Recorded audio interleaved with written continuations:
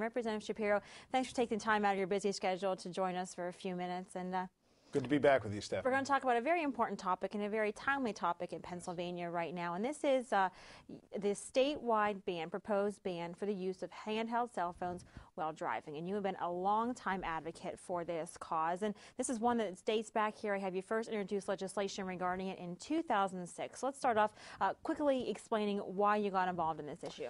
Well, I first introduced the bill because I thought it just made good public policy sense. And we had about 12 co-sponsors at the time and couldn't even get the bill up for consideration out of committee and on the House floor.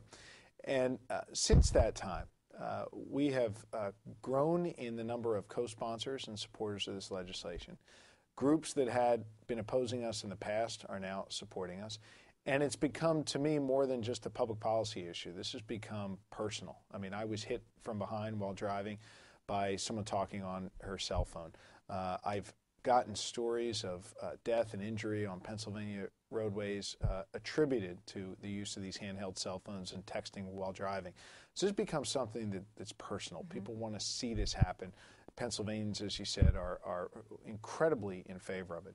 So we went from having 12 co-sponsors and not being able to get the bill up for consideration to now having nearly half the House Democrats and Republicans co-sponsoring it, and we passed the bill in the House of Representatives 189-6. And it's pretty overwhelming to say the least. You know, many things happen here in a partisan way. Very few things happen in a bipartisan basis. This was bipartisan. It was a strong vote, and the bill went over to the Senate.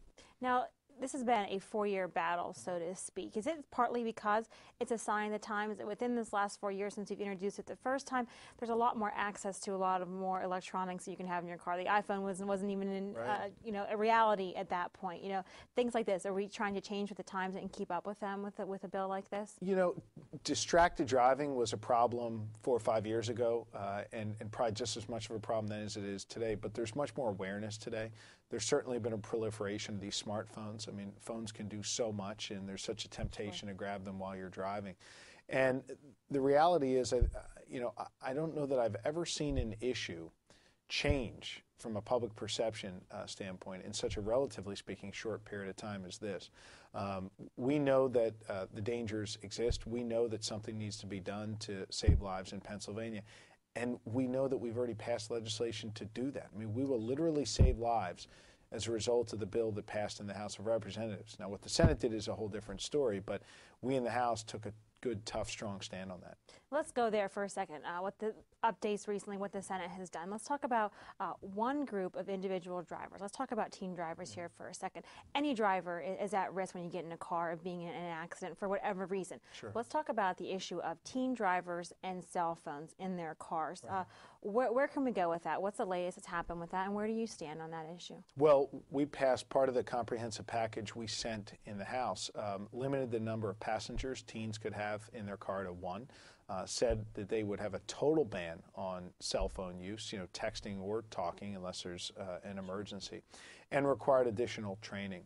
And then most importantly, we ensured that this would be a primary offense, meaning a police officer could stop a teen if they saw the teen was, say, texting while driving.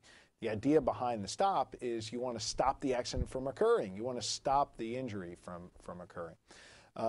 Well, what did the Senate do? The Senate decided to express the most incredibly egregious amount of political tone deafness that I've ever seen in Harrisburg.